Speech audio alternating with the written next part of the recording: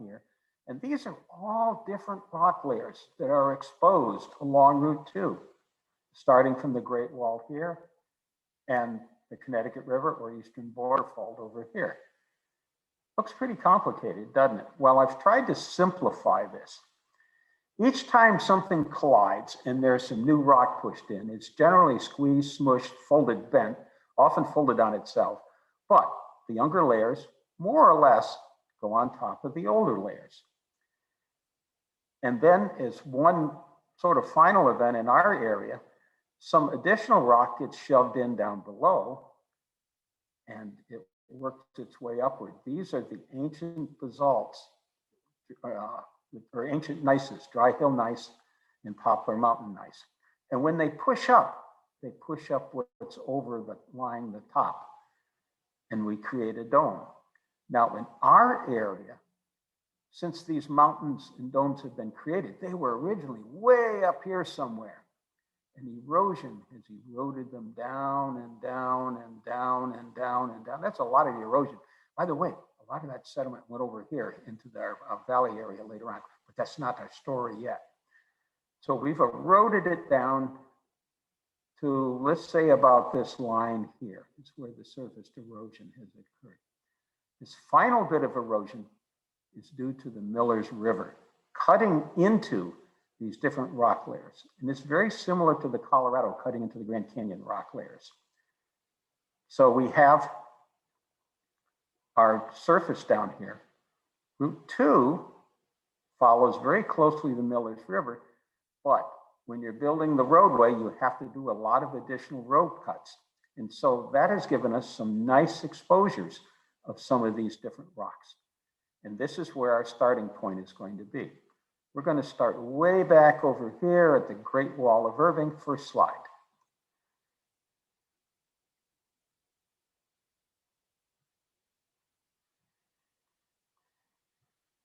That's my magical journey.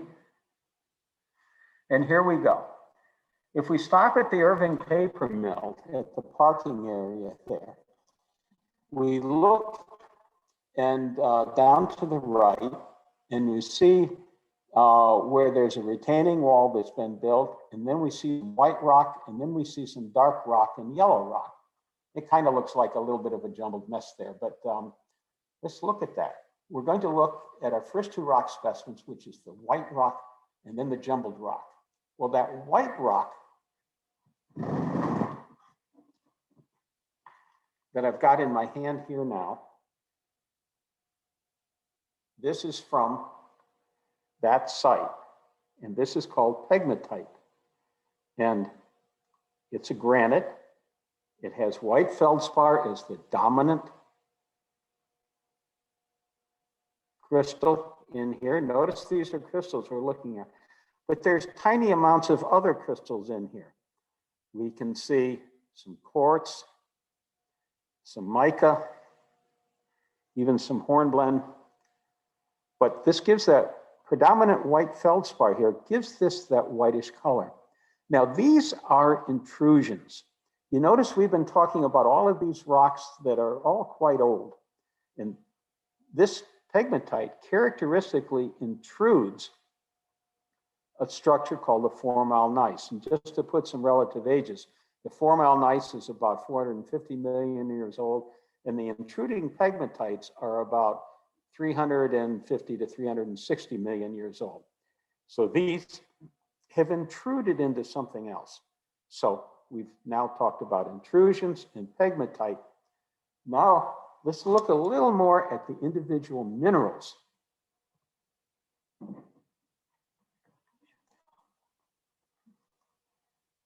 I said quartz.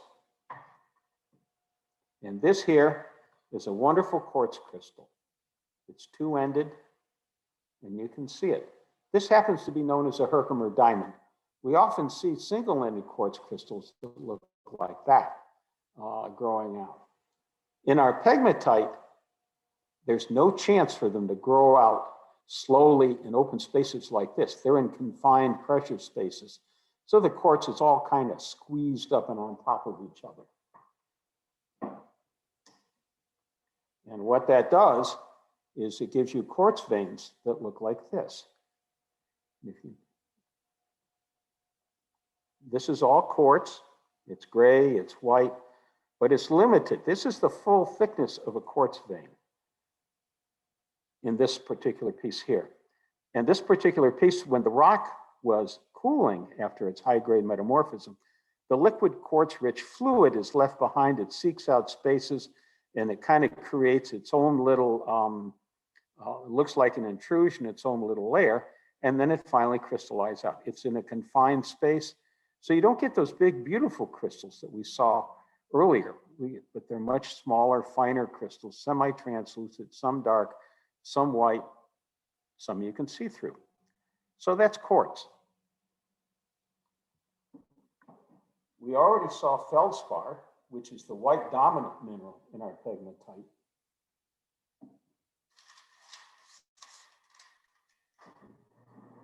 The next one that I want to show you is mica. And this is a mica book. It's got some layer to it. It's shiny on the top. And this is feldspar beneath it. This is just an unusually large display of the mica crystals. So you can see what the mica looks like if it has a chance to grow out. Normally we see this in the rocks. It's just little tiny shiny flecks. The second area that we looked at was this yellowish rock. And this is called Ordovician Partridge Schist. I call it OOPS. That's the OPS designation. And this layer is going to appear and reappear in multiple different places. Let's go back to our little diagram here. And whoops, see it there? Our first spot that we're going to see it is right back there next to the pegmatite intrusion.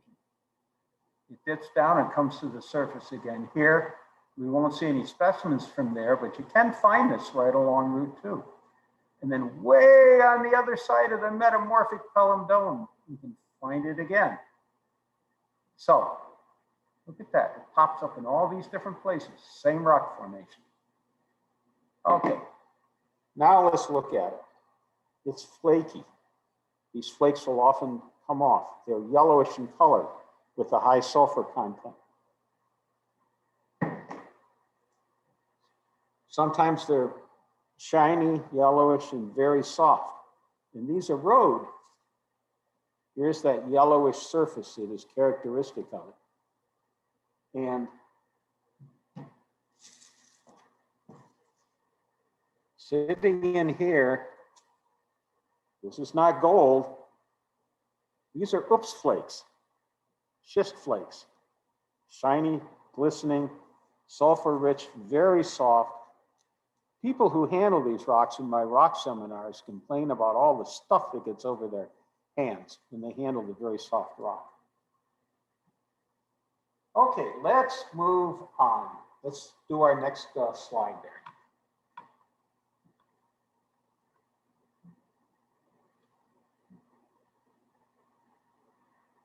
Okay, and we'll advance one from there. Okay, as we're standing in that same spot that the first slide was taken and look directly across Route 2, that's Route 2 there, we see this black rock with all this white, like toothpaste looking stuff running through it from across the road. Those are called boudins. And those are actually made of quartz. And off a little bit to the right of this, next slide, there's a very thin squiggly layer of rock that runs back and forth, up and down throughout the middle of this picture. Yep, that's it, Max, you got it.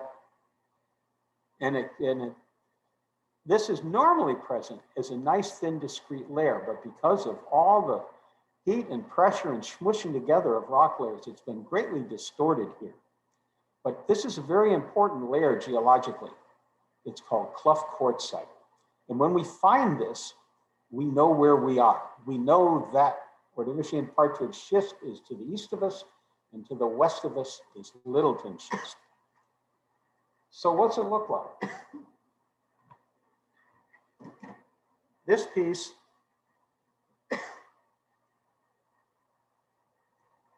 is from that rock layer that you just saw. It actually broke off. And by the way, as a note, almost everything that I'm showing you today are things that I've just picked up off the ground. You try not to hammer away at things. But the dropsies, you can get almost anything that you want to find just by looking for the dropsies. It's very, very hard. This is the hardest rock known to man. It's a sugary, granular appearance. This will survive as rocks on either side of it erode away. And when you have a wide expanse of this, you have Craig Mountain, which is just north of here, which rises above the level of all it surrounds it. And as you go further north, it tapers off into a thin band, maybe 3 or 4 yards thick, but it erodes when it finally does erode into these blocky-like materials. Where I find it is in areas way north here up in the Warwick area when working on the New England Trail, and it forms these little ridges going through the rock layers that are usually depressed on one side, which is the Ordovician Partridge schist. And if it's eroded into blocks, I can use those as building blocks, as stepping stones for stream crossings. So I look for this layer when I'm way out there in the woods somewhere. It's a very handy layer to know, and when you find it, you know geologically where you were. All right, I said Craig Mountain and Brush Mountain. This is a piece that's taken from there. This is again Clough quartzite, Silurian Clough quartzite, hardest rock known to man. And I just saw today some images of quartzite arrowheads that are about 4,000 years old, estimated. So even the Native Americans were aware that this stuff is hard. Now, that black rock that we saw just to the side of the Clough quartzite, this is that Littleton schist. It's silvery, gray, and when you get the right piece, you have these little bumps, and these are garnet crystals growing throughout here. That's a nice marker of Littleton schist when you can find it. And this particular piece, it's kind of dirty looking here, but you can see the quartz layer in there. And remember that picture that I showed that showed these boudins, those white toothpaste-like structures? Well, that's the quartz that's precipitated out, and that's a handy marker for this layer when you get that particular structure. Okay, next slide.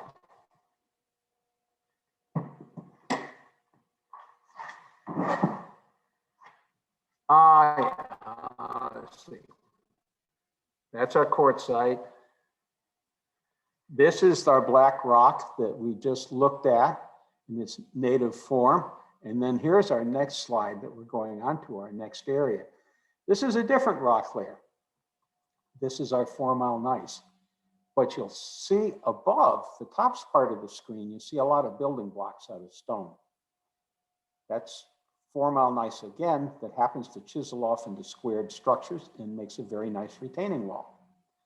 Here we have the 4 mile gneiss where it's just been exposed, and you see these white bands going into it. That's our old friend, the pegmatites again. As the bands, as the granite is intruded into the pre-existent 450 million year old rock. Okay, let's look at a piece of 4 mile gneiss that I have right here. This is characteristic 4 mile gneiss, but not all gneiss. By the way, gneiss is spelled G-N-E-I-S-S.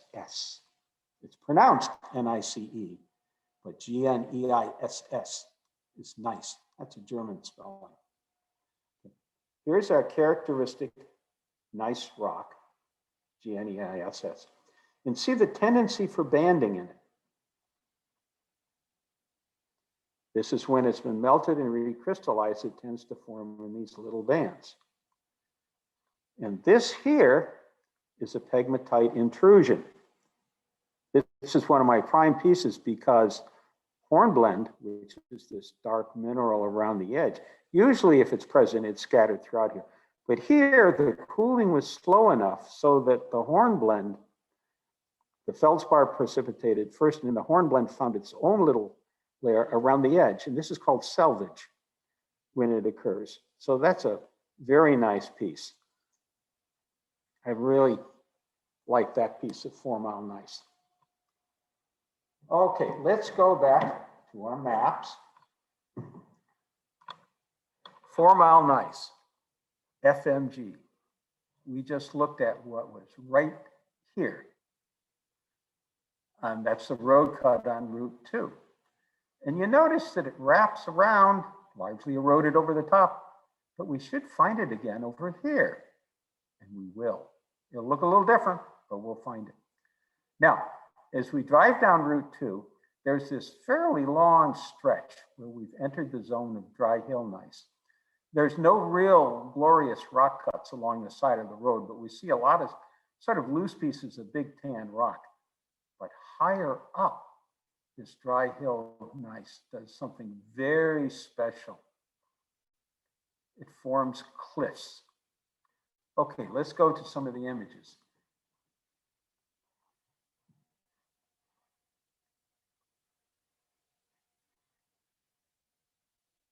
Okay, that's our 4 Mile Gneiss intruded. And here's a cliff that's right behind where I live. Our house is below this and to the right, hidden in the trees. But that's a cliff surface known as Farley Ledges. That's 4 Mile, that's a new gneiss called dry hill gneiss. Okay, next image. Here's Susie standing next to an exposed cliff-like surface of dry hill gneiss. When it breaks off, it tends to break off in these vertical cliff-like planes or surfaces. And by the way, if you go around to the back side of this, it goes straight into the ground. This is a chunk of bedrock that's out and exposed. It shows the tendency to form cliffs. Next slide. And this is in Wendell State Forest, and you notice the rock. Don't look at what's sitting on there, but look at the rock, and you see something called foliation. This is a tendency of this to have uneven erosion, and you get these areas, linear, that are eroded more deeply into the rock than other areas. This is foliation. This is not layers of sedimentary rock, but this is gneiss that has partially eroded in this foliated appearance. Now, I promise you, if you go out to the woods and you're nice to the woods and so on, strange things will happen. And in this case, 2 maidens appeared for just a few brief moments and then disappeared again. Okay, next slide.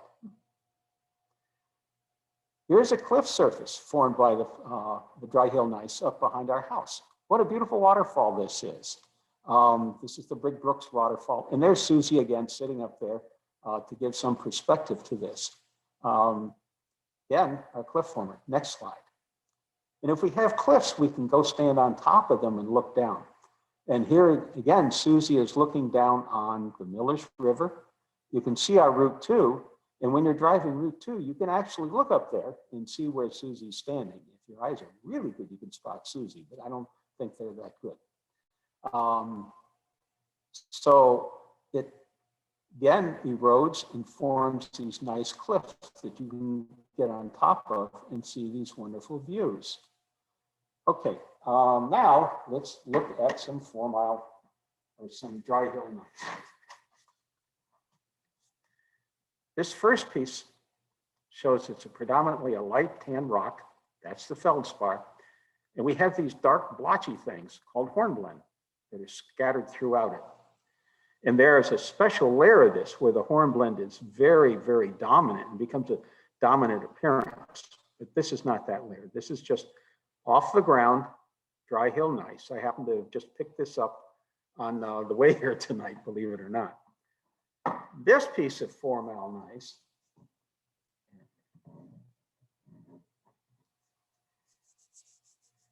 let me moisten it up a little bit. This is a drill core, and we live directly beneath the Northfield Mountain Pumping Station.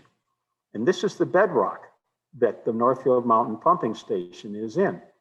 And look at all the layers. And this happens to be a hornblende rich area there. So there's a lot of darker layers here, but it's still dry hill gneiss. Call that the nice. You can see its layers. This is the rough unwetted surface. You can see it's predominantly light colored. When I wet it up, we can see the banding and the other minerals that are buried in there a lot more clearly. They had to do these geologic structures before they could build the reservoir. And it helped prove how stable that whole area and structure is geologically. Okay, let's look at our map for a moment first. We're here, we're looking at all these cliffs that are above us and around us and so on. And now we're going to drive a little further on Route 2 to the most beautiful rock cut of all. Next slide.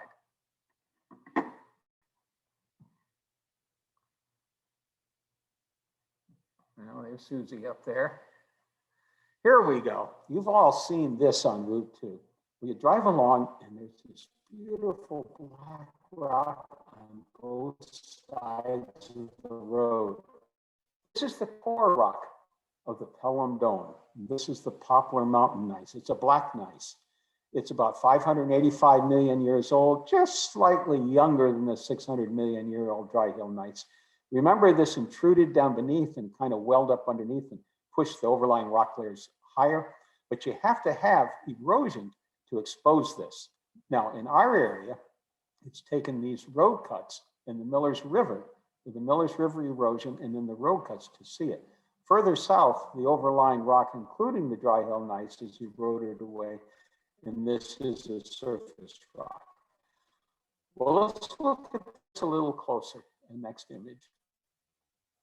From across the street, and there's Route 2 again, black. Okay, solid black, looks like rock. Okay, let's look at it a little closer. Solid black rock, but look at these little white specks throughout. These are 2, 3, 4 millimeter, little tiny groupings of white feldspar. Next slide. Sometimes they're bigger and more dominant that we see here. These are dime and quarter size bits of feldspar in it. And that's a characteristic of this Poplar Mountain black gneiss. Well, let's look at a couple of samples of it here.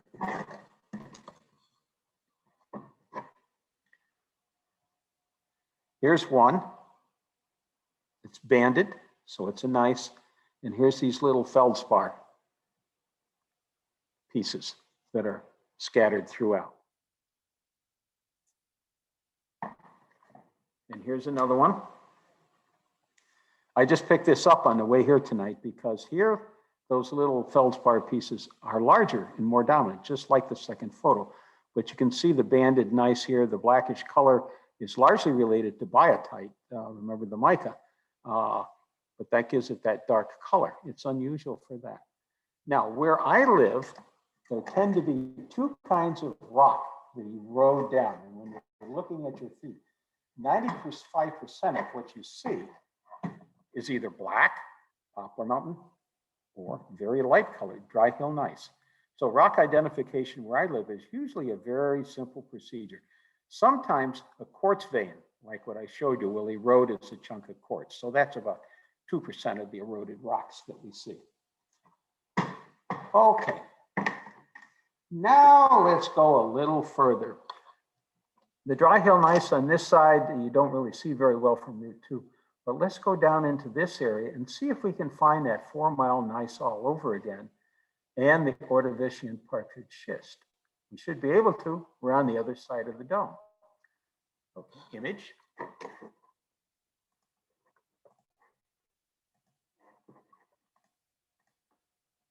Oh, I forgot. This is another Poplar Mountain gneiss, that black rock. Is a cliff former. It's not a spectacular cliff former like the dry hill gneiss. It forms a little more, not quite so high cliffs, but this is one of the most prominent cliffs that it forms. And this is Susie standing by it. Where's the dry hill gneiss? Well, it's underneath all this wonderful ice formation. We couldn't, each year we see that, we have to take a picture of it and send it in to the TV stations, and they put it on the air. So Susie got some screen time out of this one. Okay, on to the next slide. Now we're going to go down to where I pointed to, the very edge of the Pelham Dome, the left-hand edge, right coming up to the Connecticut River. Now I'm standing over the Millers River here, and we're watching the Millers River flow into the Connecticut River. That peninsula point jutting in from the left is Pegmatite. Remember, that's our granite rock. I don't have any specimens from there. It didn't drop anything. And you don't want to go whacking at this. It's just a big rounded blob of rock there and pretty hard. But you can see the French King Bridge up above. So we all know where that is. Okay, next slide. There's a road that winds around just the edge of there. And this is called Dorsey Road. It's right off of Route 2. And we see that there's a number of rock faces that got cut out in order to make this road. This is in the land of the 4 Mile Gneiss again. Okay, next slide. But the gneiss here is more uniform, dark in appearance. So the 4 Mile Gneiss is somewhat of a chameleon. Depending on where you are, it can look a little different. Next slide. Since this is right up near the border fault, we might expect evidence of tectonic activity. And look up and down. There's a sort of these little layer of cobbly rock. There's a left-hand piece or slab of rock and a right-hand slab of rock. And those two have rubbed against each other with tectonic activity, breaking off all these little bits of cobble. And in the right-hand piece, in the mid-zone, there's actually some scratch marks called slicken sides. They're hard to see, but they're there. And if you could expand the picture, you could actually see them.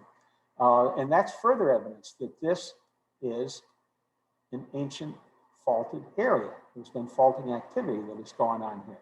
And because it's all little broken pieces that we call breccia, that erodes a little more easily than the solid rock on either side.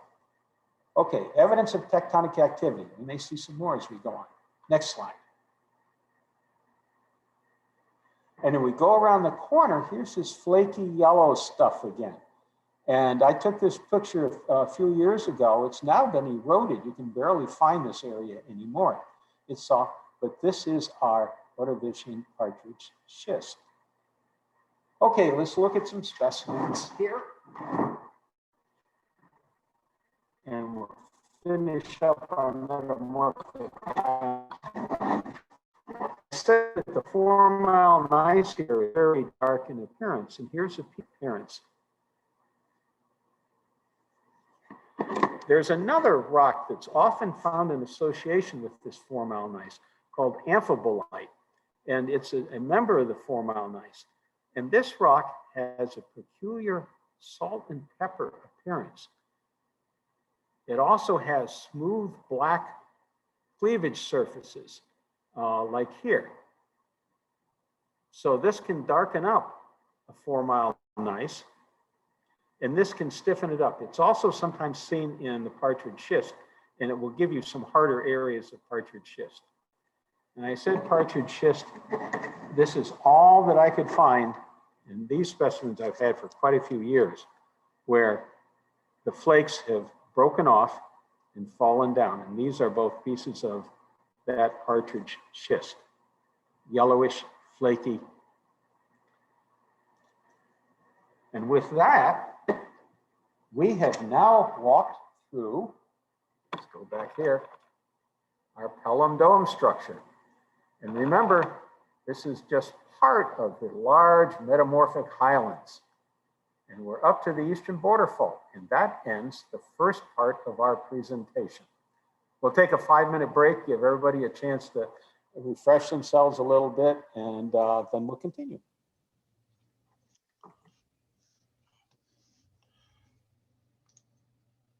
All right, we'll take a 5-minute break here, and we'll be back at, was it 7:44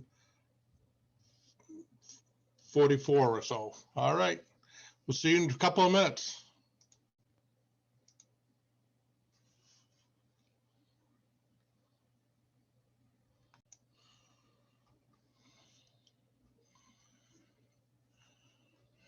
Oop, I don't hear you, Harry. You're muted. Right. Say that again. There you go. Okay.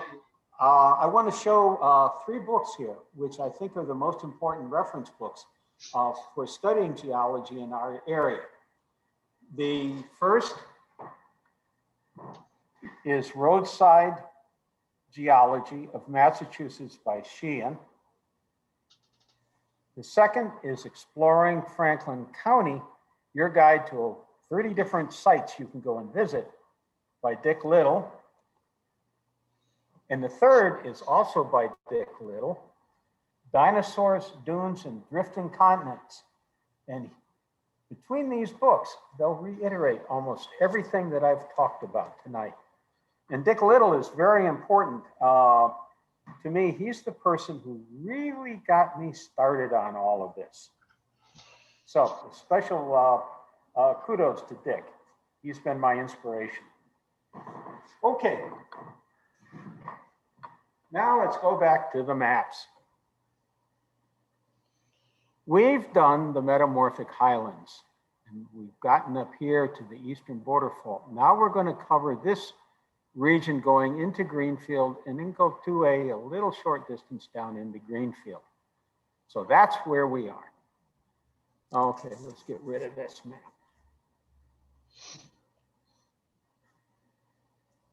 Here's our rock formation map.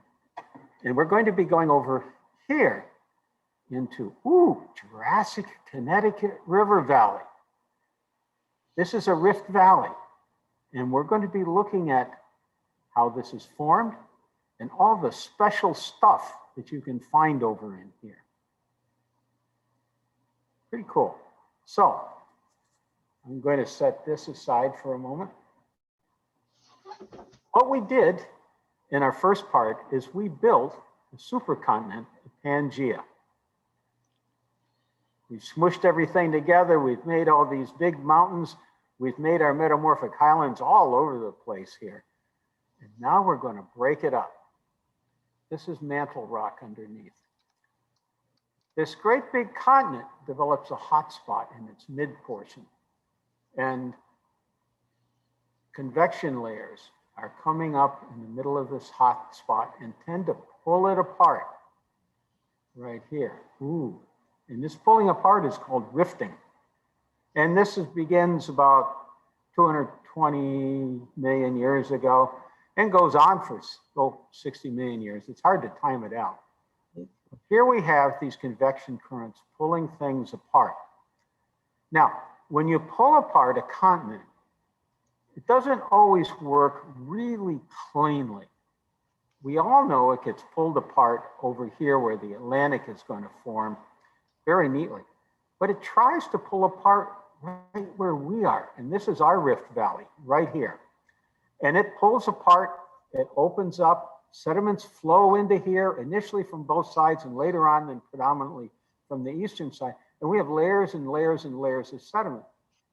But look at this pink stuff. We also have magma that comes up through dikes and spreads out into sills and ultimately gets buried under other rock. So we have lava flows as well as the sediment to form sedimentary rock here.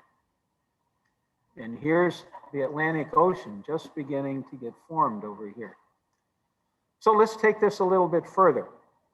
As this surface, which is the eastern border fault, pulls away from this, these rock layers drop down into the created spaces and more elevation is added to the mountain ranges to the east. And as this goes on, it keeps eroding and eroding and eroding and filling it in. And in the meanwhile, we're forming the Atlantic Ocean. So what do we have today? We have our Rift Valley here today with lots of tilted rock layers. They're tilted because they fell into the open space that was created when our metamorphic highlands moved to the east.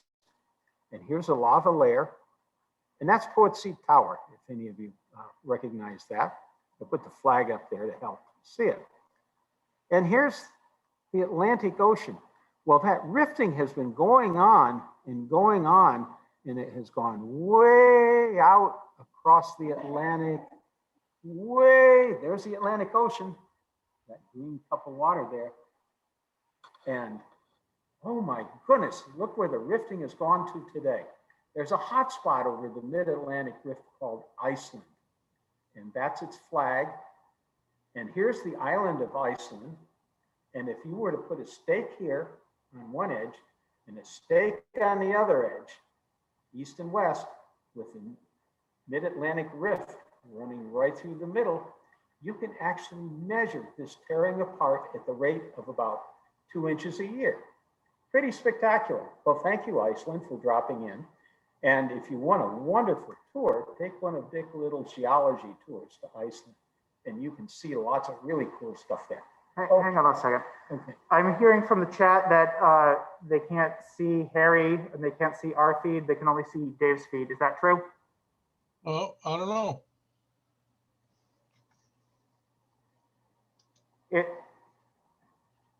If you're in the chat, can you let us know if you can see our feed? Okay, all right. We're getting your feed, so never mind. Okay. Do I need to repeat anything or just keep going? I think we're good. Okay, all right. Well, now I want to go back here and talk a little bit about sediments that are formed. Remember, we have our eastern border fault here and sediments are flowing in. And this is my little diagram of sedimentary deposition into our Rift Valley. As it opens up and we have a nice storm, we wash out a lot of stuff from the mountains. We have big stuff and little stuff and grains of sand and all that. Well, the big stuff is heavy and it drops out first. And we call this an alluvial fan, where it comes out of the highlands and the mountains. And this fan spreads out as it gets down further low. The big stuff drops out first and the little stuff is carried further and further and further. And then if you get far enough along, we hit a relatively flat area that I'll call a floodplain. And then some very fine particles may make it to the shoreline. And the finest little silt-like particles of all that require very little energy to keep them moving may end up in the bottom of a lake. Lakes are not present all the time. They're only intermittently present, but they are present some of the time. And lo and behold, it is possible to have life in the lake. Now let's go back up here. This next layer. Let's say we get a really, really big storm and we put lots of energy into this. And these big chunks that would have otherwise dropped out back here are carried much, much, much, much farther along. This stuff we will be able to see later on. So that can become one of our layers. And we call this a conglomerate when we have big chunks into little things. There's our sandstone above. And then we go back to our more normal storms and we have some more sandstone layers beneath it. Now, way over here, I have a lake drawn in. And the lakes are magical places because near the surface, there's a reasonably good oxygen tension.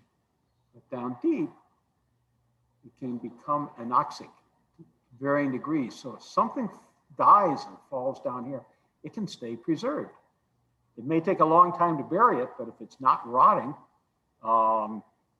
you can have the time for that to happen. If it is rotting, it may rot a bit and then you get it covered. And then we have our lava flows that are also present. So I have a little bit of lava poking its nose in over here.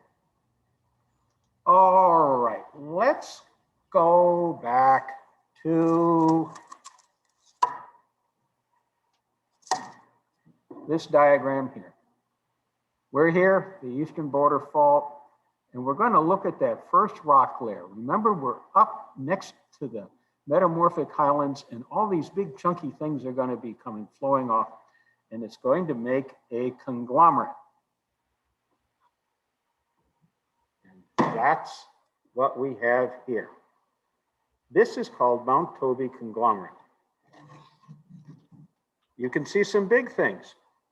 This rock this is a big chunk that's in there.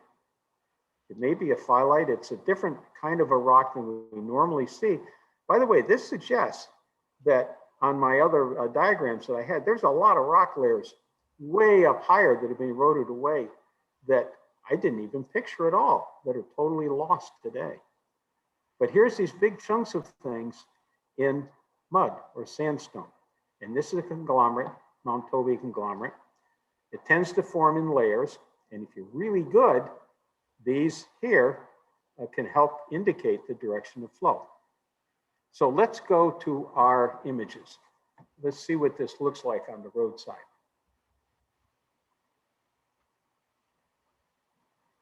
Let's see, that's our Partridge schist from before. Oh, yes, yes, yes, yes. I want to talk about this a little bit too. This is how we can make a rift. This happens to be a road, and a road bit. And in the middle, we have what corresponds to the mid-Atlantic rift today. It's up the center of the road, and the subsurface of the road is moving to the right and to the left and tearing it apart. That's working just like the convection currents do with the crust of the earth. But look to the right. There's another little subtle crack that's forming there, and that corresponds to our Connecticut River Valley. It's not just a simple straight line crack down the middle, but we get these little secondary cracks. And that actually occurred all up and down the East Coast. Okay, next slide. And here we're standing on top of the eastern waterfall. Looking down, we're on the east edge of the Connecticut River. And way out there in the middle, we see a little rock in the river. That is the French King Rock. Next slide. And there it is. If you walk up along the edge of the river and you look down at the rock, you can see it looks just like the rock I just showed you. It's a conglomerate, and it's from that conglomerate layer. Okay, next slide. Here's looking at the conglomerate layer from across the road. Again, it's dark rock, but we get hints of it being layered and hints of it being tilted downward to the right. Remember the diagrams I showed you showed these rock layers tilt downward to eastward. And this is true here. When you can figure out the rock layers, they're tilted downward and eastward. Okay, next slide. And here's a close-up. We can see those visible chunks of rock scattered about of all kinds of different sizes in this other muddy-like cement. Different layers, it forms in a series of sedimentary events, and we've built it up. Okay, so that corresponds to our first piece of conglomerate. Let me just show this one more time here. Remember this, here's our big chunks and little chunks. Now, there's a very special conglomerate that occurs not where this is found, right next to the eastern waterfall, but a much larger distance away. And I'm talking about it here because I just talked about conglomerates. And here we have big things, visible chunks of stuff within a sandstone matrix. But this is something very special. This is a mud ball. When the big storm comes along in an otherwise pretty dried environment, and there's a lot of clay and a lot of energy and a lot of force breaks loose chunks of clay, and it gets them going, and they start rolling and they start rounding up a bit, and the outer edge gets a little soft, and it picks up little pebbles and cobbles, and as it rolls along, and these are these little pebbles and cobbles, and then when it gets to where it finally settles out, it gets buried, which is crucial to finding these things. And then later, 180 million years later, along we come and we discover it. And this is the armored mud ball. This is Dick Little's claim to fame. He first described these. This is the only place on Earth where we can find these native out in the environment. Mud balls have been commonly seen, but if a mud ball forms by itself and just rolls down a hillside, in the sun, it'll just disintegrate. The trick is to bury it, and bury it promptly so that you can preserve its structure. And so that creates a very special kind of conglomerate rock that we have there. Okay, let's go back to our images.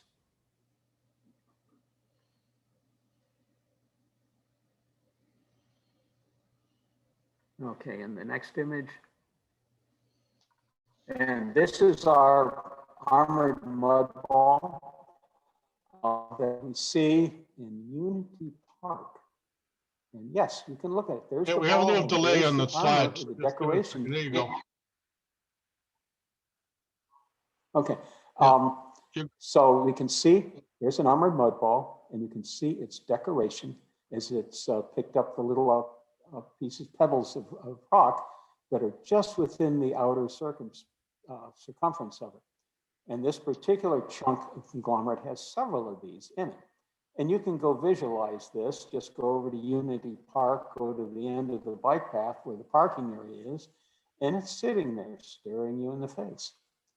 Very rare, but right there for you to see. Okay, next slide.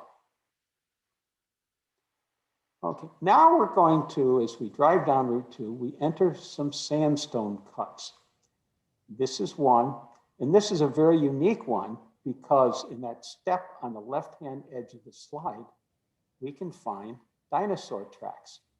Remember in my depositional diagram, let's go back to the diagram just one more time here. If we get down in the shoreline area, with this fine sandstone, things can walk around in here and leave behind impressions or imprints. And these are our dinosaur tracks.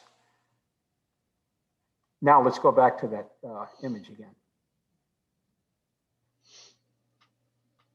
So if they're actually visible here, you kind of have to get it at the right angle to see them, but there's a whole trackway there running from the bottom of that exposed slab on the far left-hand side up to the top. Okay, next image. And as we go along Route 2, we find more of these sandstone layers where pieces break off. And this is a well-known phenomenon here called daylighting. We have the slanted layers, and through heating and freezing, you break off these chunks and they'll fall off. Well, if you have a big ridge like this, a place not to build a house is underneath that. And apparently it's happened. Okay, now we're going to look at a whole series of things that we can find in these sandstone layers. Sometimes the layers are reddish in color with iron, sometimes they're not. But now life gets really exciting.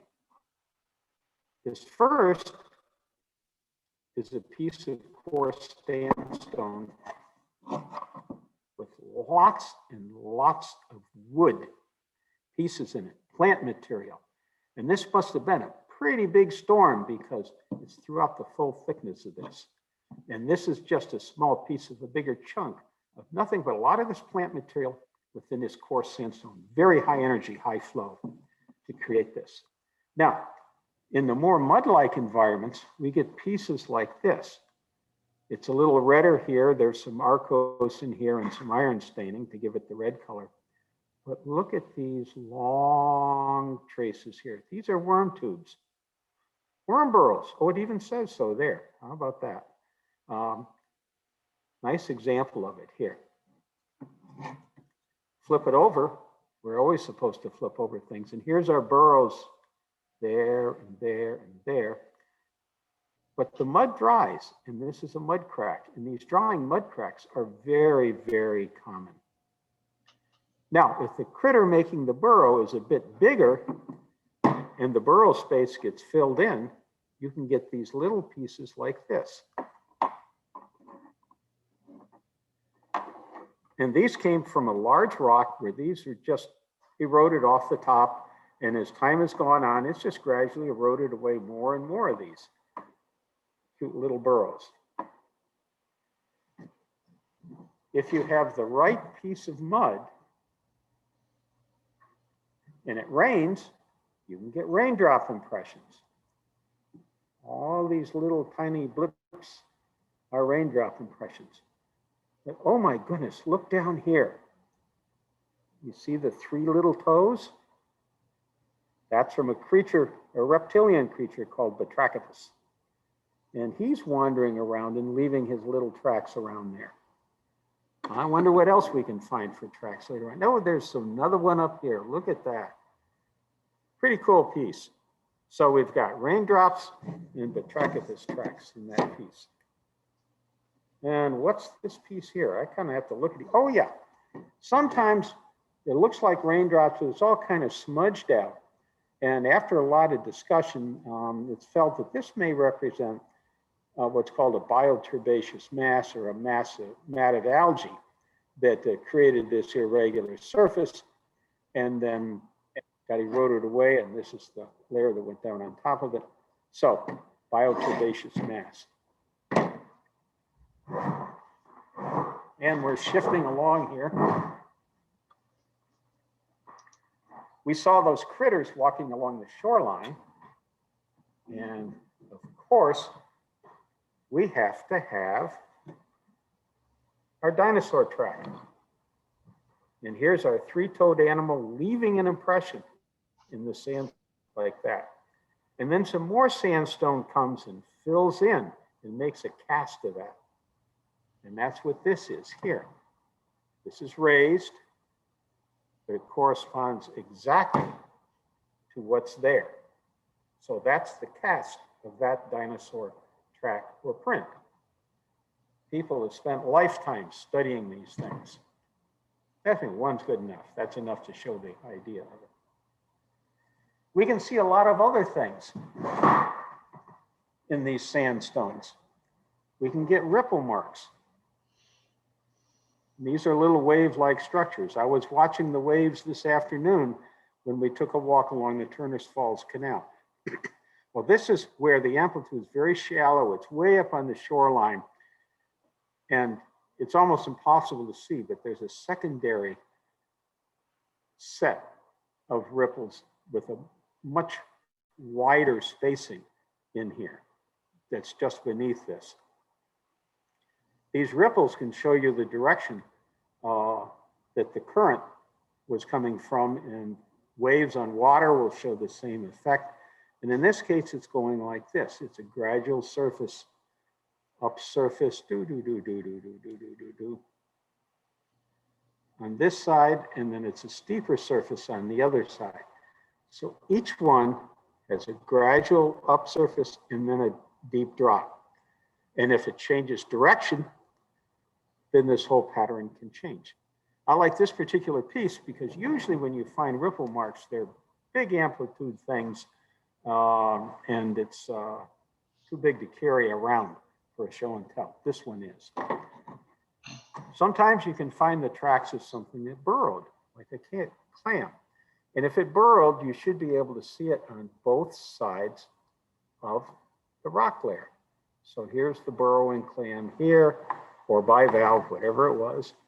And there it is here again. Okay, so we've seen a salad of things that we can find in the sandstones. Let's go back.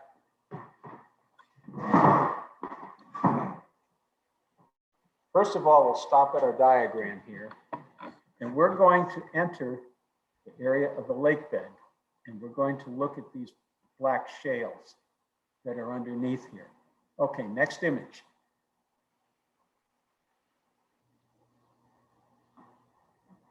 And we'll keep going. And there's an area below the Turner's Falls Dam, and that's the dam there.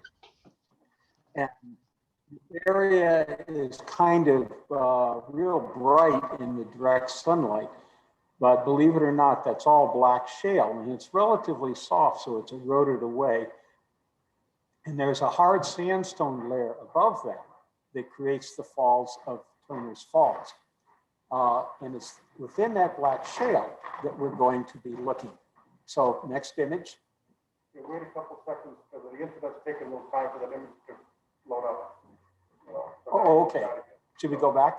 No, I think you're set. Okay. All right.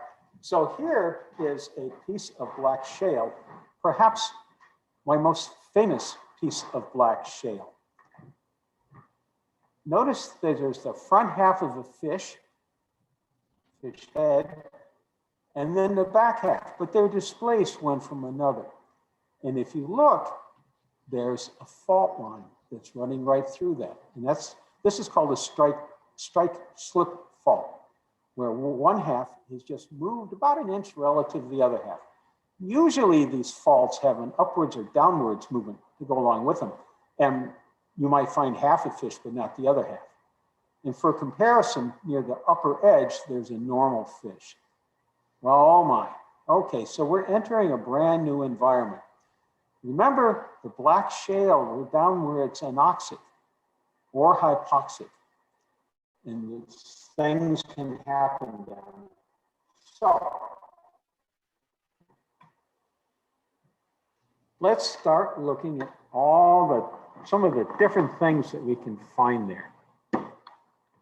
First of all, when we split this open, and this is how I split the rocks a lot, is that there's a layer and this splits open like that, and lo and behold, that's a fish poop or a coprolite. But that's from a pretty big fish. That's from a fish called a coelacanth. He's top predator. Only one complete specimen has ever been removed from this site of a coelacanth, but that's enough to know that they were there. But one fish can produce thousands and thousands of these and leave this behind as its marker. Now, my interest is finding black shale with something hidden in it. And if we look really, really closely here, there's a fish hidden inside there. Here's its backbone. Here's its head, fins, tail area. I'm used to spotting these things. So if you're squinting and saying, what's he talking about? Well, there it is. This is one of the better ones, believe it or not. Usually it's not as clear as this. And what I do is I remove carefully this rock that's overlying the fossil and expose the fossil that's hidden inside. And when I do that, look at this. Here's a fish that's just beneath the surface that's had that top layer of rock removed. And we have the tail fin, the fins here, the head here. And he's a bit fat. They come in short, fat, long, skinny, all kinds of little varieties. But this is the most popular fish called a semianotid. And if you have a thin enough piece of rock, you can take an X-ray of it. And here we have an X-ray. And let's turn it this way around. With a question, how do you remove the overlying rock on the fish?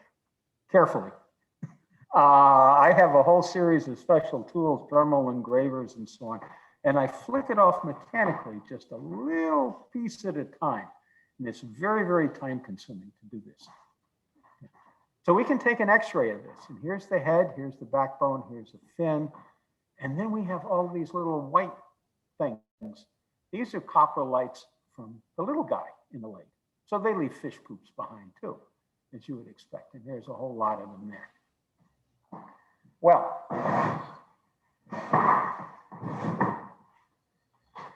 we don't always have perfect anoxic conditions.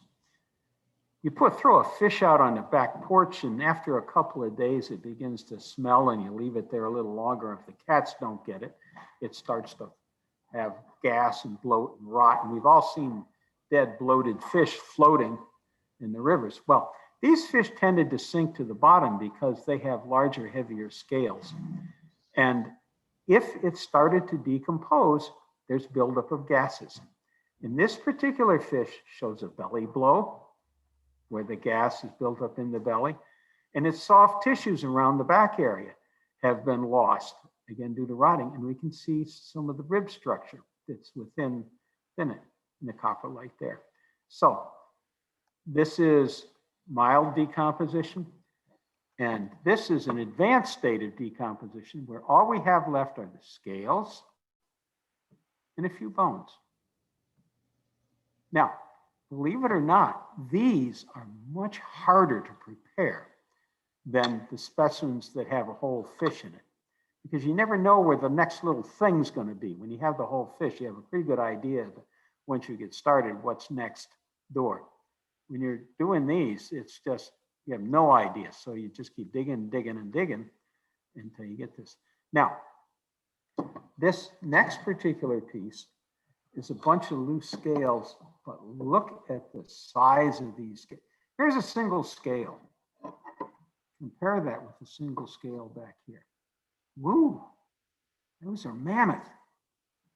There's only one thing that could have produced these scales, and that's from a coelacanth. And this is really a very unusual specimen because it shows part of the actual fossil material, a few scales from a coelacanth. I'll take it. You take what you can get when you're dealing with coelacanths. Here's about as big as our semianodids can get. But this one's rotted partially. Its head area has gotten a bunch of gas in it, and then we've lost it. It's lost some tail pieces and some fin pieces, but it still represents a pretty good sized fish. And look at this. If I run my finger from left to right here, it goes up in the air right there. There's a tiny fault line through there. And this piece has moved a little bit towards us relative to that piece. Okay. Here's a little baby one. We've gone big. This is small. These are incredibly rare because they're small. They have very little mass to them. They're easily destroyed and lost. So even a poorly formed little baby, that's a real find. Now, what the collectors like to find are what are called mass mortality plates. Here we have several fish together on the same plate. Now, to get this, something has to be happening in the lake. There's a stress of some kind, and all the fish are dying off together. And to have a mass mortality plate, you need to have multiple fish of about the same size and age in the same layer of rock. This here is a different layer beneath it where there's been a partly decomposed fish. So mass mortality plate, copperless from our little guys here. It's not just fish that will fall into the lake. Here's a giant horsetail. You can see its septae right here. So we get evidence of the plant life. This here is the edge of what may be bark to a tree, and we see this has thickness to it.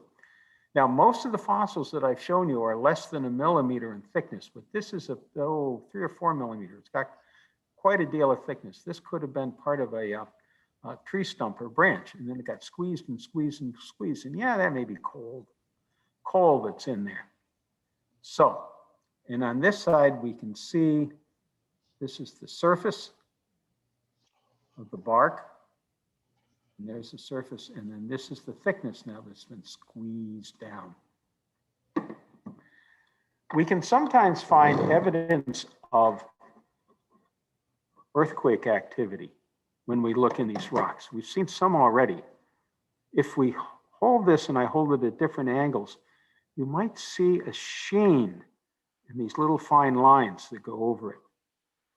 And the same on this side. See how it's all polished, smooth there? Well, this is one rock layer that slid across another rock layer, and they polish one another. And this is called the slickenside. And this particular slickenside, it's the only one I've ever seen like this, where there's a fish buried in the slickenside. I'm not going to work this one out. I'm just going to leave it exactly like I found it. So there's a fish buried beneath the slickenside. And the slickenside, remember, is on both sides of this thin layer of shale. Here's what I think is a true fossilized earthquake. As the rock is hardening, but isn't totally hard yet, the piece on the right moves about 3 or 4 millimeter relative to the piece on the left. And you see this whole series of stretch marks here, whereas this goes just that little bit and has made this incredible long series of stretch marks that go up and down. And oh yeah, we all know what this is here. That's a coprolite. That's a fish poop from the big guy.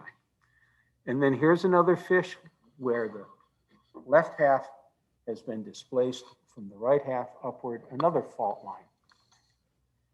Okay, now let's go on to our final set of images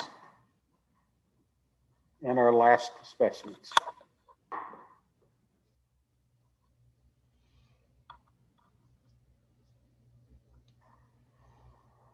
That's our faulted fish. There we go.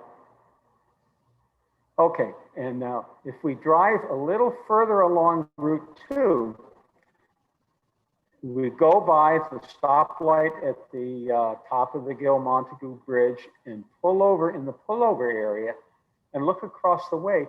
Here's the exposed end of a ridge of lava that's right there. And this is broken off from another exposed edge of a ridge of lava, the next slide. As we look down Route 2, Route 2 makes this right and left curve, S-curve, and that's going around the exposed ridge of lava that first piece broke off from. And that's a fault line that runs up between the two. Okay, next slide. Yep.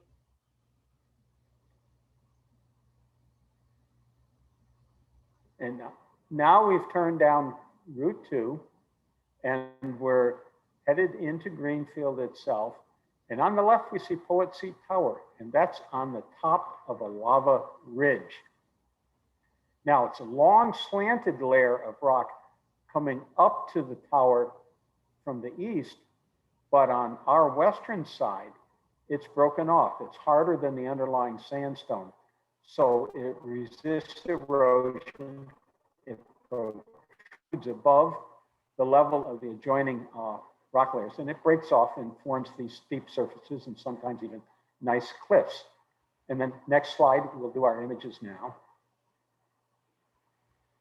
As we drive down Route 2, we don't see a lot of outcrops, but we do see an occasional sandstone outcrop.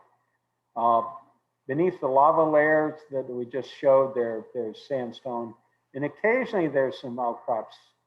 And this is by the Franklin Medical Center. There's the sign for it there. And next slide.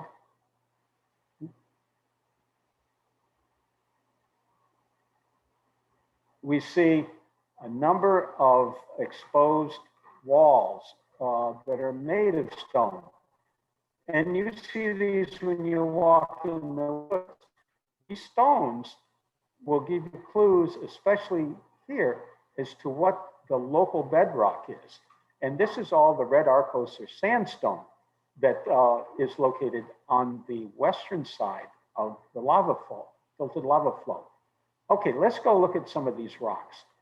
That's the last image.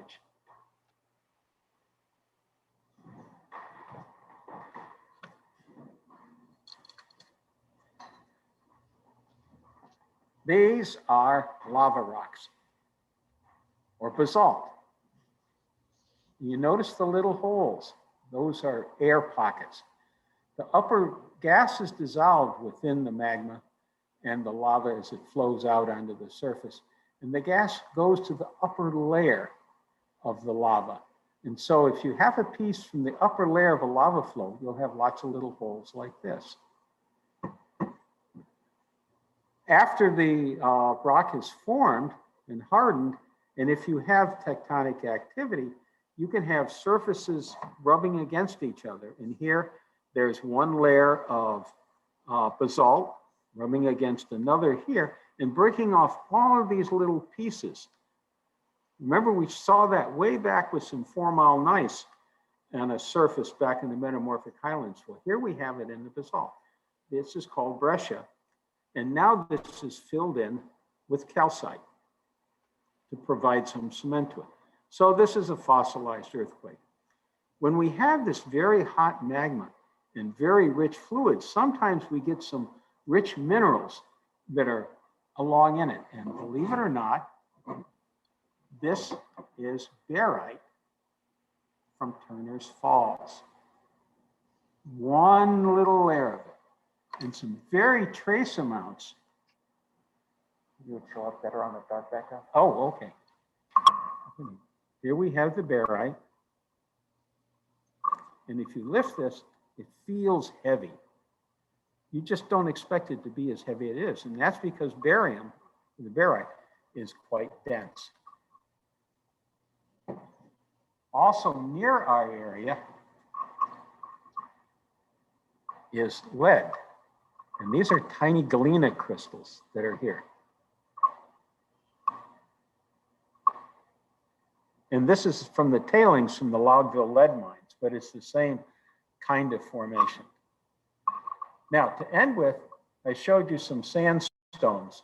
The sandstone, like we saw in front of the hospital, is really quite unremarkable. But in these general areas, there are some high flow conglomerate areas. And this is from near the Stop and Shop area. And we have a conglomerate here with lots of little flecks inside this muddy-like background and lots of mud balls. They haven't really rounded up that much, and they haven't acquired the decoration of a true armored mud ball. It may be happening to some extent here, but that's a conglomerate. And then there's one special layer that I found that shows lots of little tiny mud balls within this little conglomerate layer, layered between a regular sandstone layer. Now, there's been a fluvial flow or a river flow that's eroded this out, and then it's filled in here. This could be, there's a technical name, this may be part of a flute cast from a structure on top. But nonetheless, we can see regular sandstone, then eroded into here, into this conglomerate layer and sandstone here. And if you look at these little tiny mud balls, they've started to be decorated with tiny, tiny pebbles. They don't indent, so they're not classic mud balls, but they're kind of like baby mud balls on the make. And this is a conglomerate layer. So this is one of my favorite rock layers. And we'll end with that. So what have we done here? Tonight, we've started way back in the metamorphic highlands. Remember the collision of continents? We've made all these metamorphic rock and we've smooshed it all together.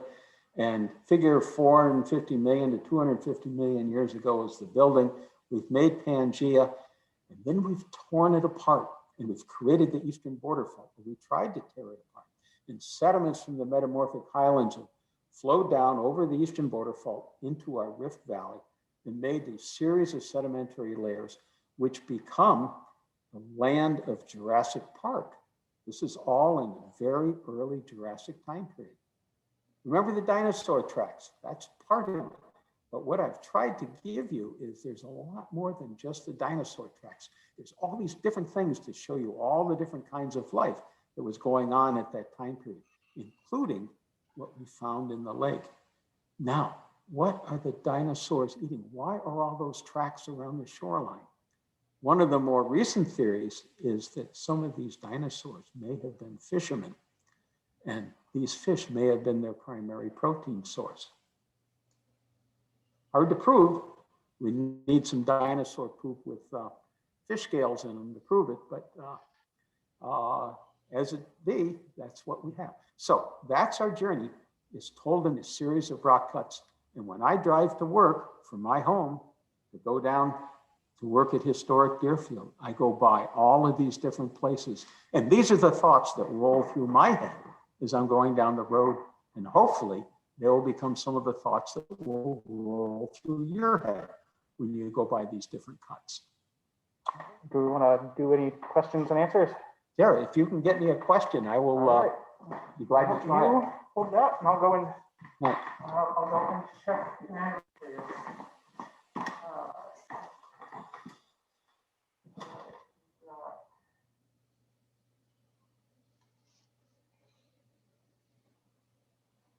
Isn't a coelacanth a saltwater fish? Was the water you're talking about in the river valley an ocean inlet? Well, first of all, most coelacanths are, but there are freshwater coelacanths. And then the second part of this is that nobody really knows how extensive these lake beds are or what they're hooked up to. But the feeling is that these are indeed freshwater, and in this setting, it is a freshwater fish. But to get it into here, it had to be hooked up to something, some other bodies of water. It just doesn't pop up by itself. So that's one of the great mysteries. Today, the coelacanth is a living fossil, and it's been drawn out from the deep waters between Africa, Mozambique, and Madagascar as an occasional finding. And so we have live specimens today that we can look at that are quite comparable to our fossils that we find that are 200 million years ago. By the way, that's an excellent question, and a lot of people have been trying to figure that one out. You get the camera off. I think. There you go. Okay. Another question? Yeah. Do we have any other questions? Any other questions? Ask them now. Okay, I will be giving Dave Small the references, and he will be sending them out shortly so that you can read around all of this. It's kind of overwhelming. There's a lot of information here. And believe me, this is all from our local rock cuts. This is local. And this is one reason why, as Dick Little likes to say, this is the best place in the world to study geology. We've got it all. Okay, thank you, Harry. That'll do it for us. And thanks everybody for joining us. Super. Okay.